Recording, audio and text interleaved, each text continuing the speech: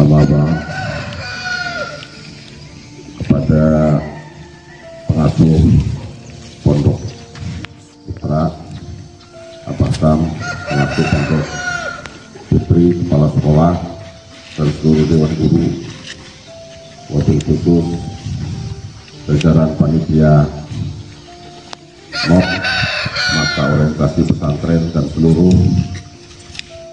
santriwan santriwati, khususon wa maksuson bagi santri baru yang baru bergabung dengan Babu Salam hari ini.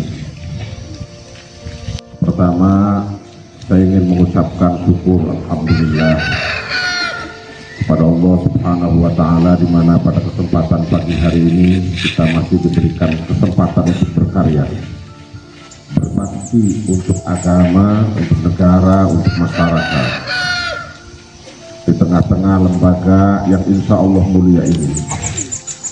Sholawat dan salam mari kita sampaikan kepada Sayyidul Bashar Sayyidina Muhammad Rasulullah Sallallahu Alaihi Wasallam. Masa orientasi santri itu biasanya relatif 1 tahun 1 kali menjelang santri baru. Itu juga sebetulnya masa sekarang ini. Dulu zaman saya mondok tidak ada MOP, tidak ada masa orientasi santri, tidak ada masa orientasi pesantren. Yang ada di sekolah, pesantren tidak ikut-ikut. Masuk pesantren ya sudah, masuk bawa sajadah, bawa tikar kecil, masuk ke pondok terus sekan, umpel-umpelan di asrama. Satu asrama sampai 15-20 orang, tidur saja agak susah.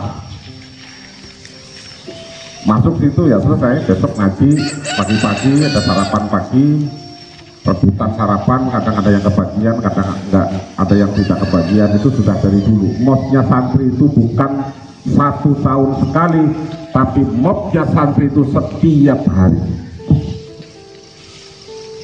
Santri mengalami perubahan, dinamisasi dalam rangka perkembangan zaman akhir ini. Kita tahu bahwa dunia pesantren adalah pilihan terbaik saat ini dalam dunia pendidikan, khususnya di Indonesia. Pesantren itu merupakan pilihan terbaik yang ada saat ini di Indonesia. Pilihan pendidikan terbaik, karena satu-satunya lembaga yang sesuai dengan metodologi pendidikan adalah pesantren. Pesantren bukan sekedar hanya memberikan pengajaran, pengetahuan, bukan sekedar hanya memberikan informasi, tetapi pesantren itu mendidik, mengarahkan, memberi contoh, ngurusi, dan seterusnya. Bukan sekedar hanya 1 jam, 2 jam, tetapi kemudian 24 jam. Maka santri mengalami evaluasi setiap hari. Maka ini luar biasa ini. Bagi santri-santri baru, pilihanmu tepat masuk pesantren. Dan Babu Salam insya Allah akan menjadi salah satu pesantren yang diperhitungkan di akhir zaman nanti insya Allah. Masa orientasi pesantren itu muncul belakangan, tetapi kualitas santri itu sudah terbukti dari dulu. Karena Indonesia ini lahir dari tangan-tangan para ulama, tangan-tangan para kiai, tangan-tangan para pejuang muslim yang sangat luar biasa. Maka dunia pesantren menghargai Indonesia, tidak mengkafirkan orang berupacara bendera merah putih, tidak menjadikan togut bangsa ini. Kenapa? Karena Indonesia lahir dari telapak tangan para kiai dan para ulama. Dulu Jenderal Sudirman seorang ulama besar, R.A. Kartini seorang ulama besar, pernah mondok lama, Kiai Haji Wahid Hasim, Kiai Haji Hasim As'ari, Kiai Haji Ahmad Dahlan, Mbah Wahab Kasbullah, Ki Mansur dan lain sebagainya, adalah tokoh-tokoh besar yang ikut melahirkan, membidani bangsa ini. Maka muncul di tengah-tengah kalangan Nahdliyin bahwa hubbul watan minal iman, cinta terhadap tanah air adalah bagian dari keimanan. Iman dan mencintai tanah air itu harus menjadi satu kesatuan yang utuh. Anda tidak bisa menjaga iman saja tanpa menjaga stabilitas bangsa ini dengan baik. Maka bagi para santri, patriotis tentang nasionalisme, cinta Indonesia itu sudah ditanamkan semenjak lahirnya pesantren. Tidak ragu. Maka wajar kalau kemudian hari ini dunia pesantren salaf sudah mulai belajar tentang upacara. Walaupun pakai sarung terus kurang tegas sedikit lah, tapi mulai belajar upacara. Tahun kemarin kita mendengar bahwa sebetulnya santri itu adalah kaum penakluk. Santri adalah kelompok-kelompok pemenang. Dari dulu Indonesia ada itu dulu sebelum datang Islam, sekitar abad ke-13 bahkan abad ke-7. Itu di Indonesia sudah banyak agama, ada Hindu, ada Buddha, ada animisme, dinamisme dan seterusnya.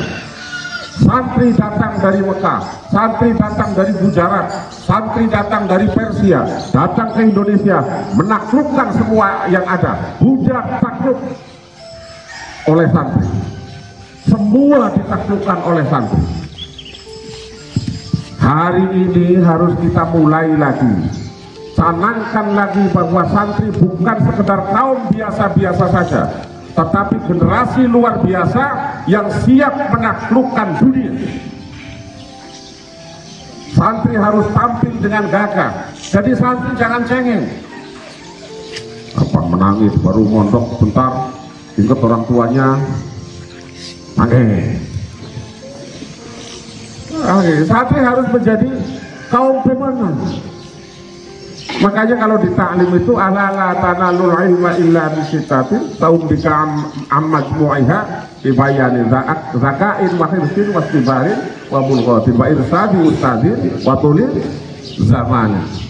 Santri harus cekatan, harus limpat, harus aktif, harus cerdas, wastibarin dan harus sabar. Wa bulghah, ada bekal. Wa irsadu ustadzin, dan ada petunjuk guru, ada ustadznya. Babu Salam punya guru yang semuanya punya sanad kaji, bukan surat, bukan ustadz abal-abal, bukan kiai-kiai yang belajarnya dari Google, tidak. Guru-guru di Babu Salam, ustadz-ustadz di Babu Salam, kiai-kiai yang punya sanad jelas. Sembarangan aja. Ini mangsa bapaknya kiai, Mangkumeni bapaknya Kiai Haji Abdullah Fatah kiai, punya pondok. Saya ya insya Allah bapak saya kiai, punya pondok. Dulu ya saya punya guru. Kalau kemudian Qur'annya di Babu Salam itu tidak diragukan, karena kakek saya belajar Quran dari keluarga saya misalnya. Terus kemudian punya kakek namanya Haji Habib Mirkat bin Habib Robani bin Habib Mustafa bin Habib Nur Sabin. Kemudian punya bapak namanya Pangeran Cakrabuana. Pangeran Cakrabuana punya istri namanya Nyai Subang Larang. Nyai Subang Larang punya bapak binti namanya Syekhul Kuro. Putranya Syekh Yusuf Ishak, keturunan dari Said Ali Zainal Abidin. Jadi jelas sanad ngaji Babu Salam jelas, tidak diragukan. Tidak seperti tahun ini insya Allah kita akan mulai buka pondok pesantren Tahfidzul Quran Salafiyah Babu Salam. Insya Allah doakan. Saya hari Senin pulang, kemudian mau bawa kakak saya yang kebetulan beliau adalah Hafidzoh, umur 14 tahun sudah hafid. Kemudian tahun juara 2 provinsi Jawa Barat tahun 80-an. Beliau sudah sangat luar biasa, sudah 40 tahun baca Quran bolak-balik, 1 hari 1 malam khatam. Kemarin malam telepon saya, siap untuk mengabdi di Babu Salam bersama dengan kita. Kenapa saya tidak buka pondok takfir? Karena saya tidak hafid. Walaupun keluarga saya keluarga hafid, tapi saya tidak hafid, saya nggak belajar. Tapi besok ada saudara, anak kakak yang akan datang untuk membuka pondok takfir. Satu catatan pentingnya, siapa santri yang ikut belajar tahfidzul Quran sampai selesai 30 juz, saya bebaskan biayanya, tidak saya pungut sepeser pun. Ini keren. Jadi tidak, kamu bikin ada satu perjanjian, siap untuk mengikuti program tahfidz, kita akan bebaskan semua biayanya. Kalau seandainya selesai 30 juz sudah selesai, mau keluar dari Babu Salam, jangan keluar dulu. Saya akan bikinkan majelis taklimnya insya Allah di tempat kalian masing-masing. Silahkan pulang, tungguin majelis taklimnya di sana. Kami akan pantau terus setiap santri tahfidz Quran untuk bisa mengamalkan Al-Quran di daerahnya masing-masing. Kami akan kontrol terus, saya akan bikin, dan mereka kalau punya santri tahfidz lagi di sana 30 juz, mereka tidak boleh mengambil bayaran. Setiap bulan Babu Salam akan kirim gajinya. Ini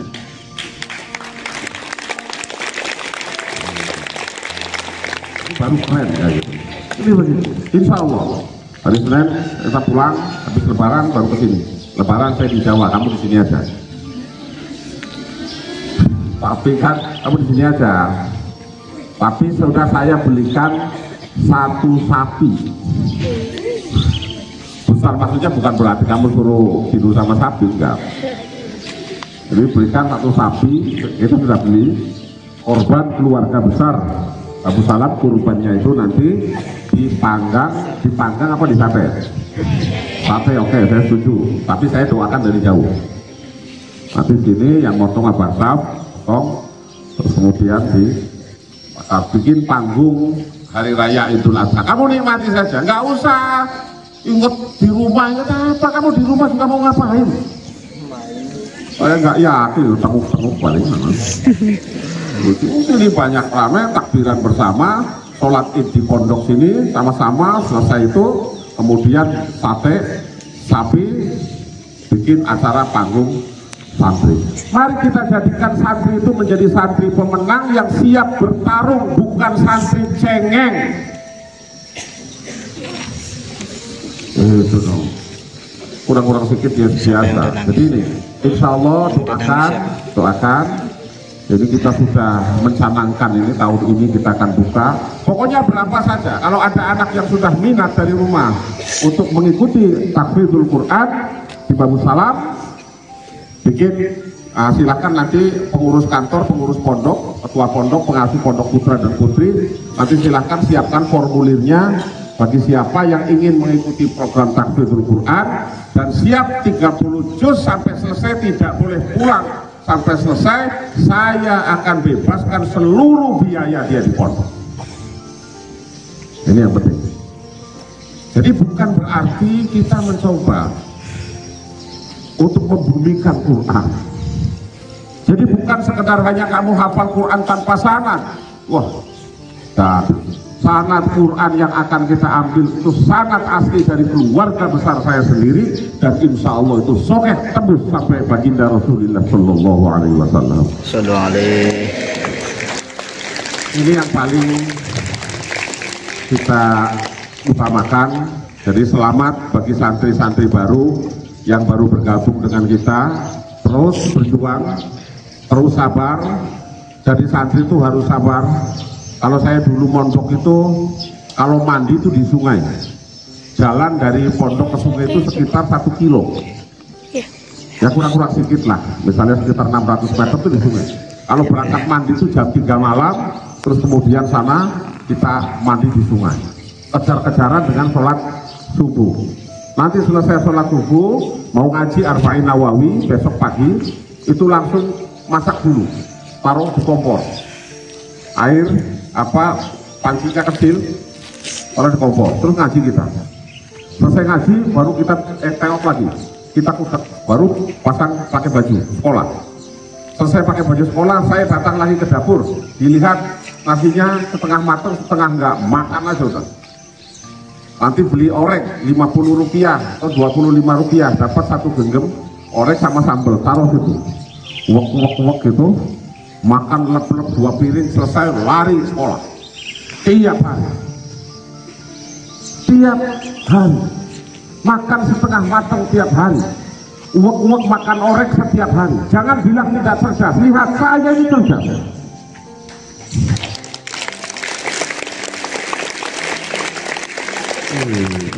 Ini modal orek, modal orek.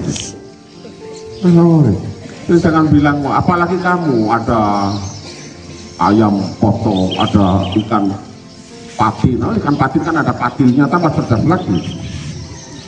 Jadi banyak. Kita dulu seperti itu. Jangan cengeng, kurang-kurang sedikit. Biasalah di pondok ini. Katanya dilatih sabar. Sabar itu gampang ngomongnya, tapi susah menjalankan. Ya, wastibar dan sabar. Santri harus sabar, ya sabar, ngantri sabar. Airnya kurang sedikit, sabar. Tapi kalau putra kurang nggak airnya? Cukup. Wih, keren. Banyak ya. Putri juga sebetulnya cukup. Kalau putri itu terlalu sering mandi. Mandi cukup sekali saja sehari semalam, setengah ember. Ini nanti kalau musim penghujan baru kamu mandi 4 kali sambil hujan-hujanan. Ini yang penting, mari kita jadikan santri-santri yang berkualitas, santri yang tahan bantingan, santri yang sabar, santri yang tidak cengeng. Mari kita siap menjadi santri untuk menaklukkan peradaban dunia. Bukan santri yang mudah menyerah. Ayo, mulai hari ini. Siapa yang ingin belajar tahfidzul Quran, segera daftarkan dan kita mulai bebaskan biayanya. Itu baru. Jadi ini yang penting, mudah-mudahan. Ayo mari kita bersama-sama ingin berjariah umur. Saya sendiri alhamdulillah mumpung masih diberikan kesempatan umur, mumpung masih diberikan kesempatan yang lain, mari kita berbakti untuk agama dan untuk bangsa ini. Jangan agama saja, bangsa ini juga harus kau cintai. Indonesia adalah pemberian dari Allah untuk kita. Allah memberikan Indonesia untuk kita. Kalau bicara tentang Indonesia, maka akui segala macam keragaman yang ada di Indonesia. Bukan Indonesia kalau tidak ada Kristen, bukan Indonesia kalau tidak ada Buddha, bukan Indonesia kalau tidak ada Hindu, bukan Indonesia kalau tidak ada Konghucu, bukan Indonesia kalau tidak ada Jawa, bukan Indonesia kalau tidak ada Batak, bukan Indonesia. Indonesia memang diberikan oleh Allah beragam-ragam, bermacam-macam. Maka mencintai Indonesia harus mencintai seluruh keragaman yang ada di Indonesia ini. Kita syukuri, alhamdulillah ya Allah, alhamdulillah. Anda gak usah pusing dengan orang Hindu, orang Buddha, biar saja dia mengamalkan agamanya sendiri. Kita hormati dia.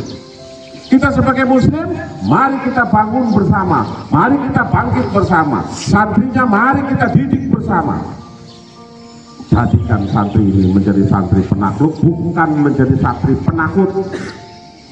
Akliyatul baqo. Santri yang penakut, santri yang stagnan, tidak pernah berpikir berkembang maju ke depan. Saya pagi hari ini mengucapkan selamat kepada kalian dan terus mengikuti acara orientasi, masa orientasi pesantren. Mudah-mudahan membawa manfaat. Masa perkenalan ini ta'aruf kepada semua, kepada lingkungan, kepada aturan dan lain sebagainya. Dengan ucapan bismillahirrahmanirrahim, masa orientasi pesantren kali ini secara resmi saya buka.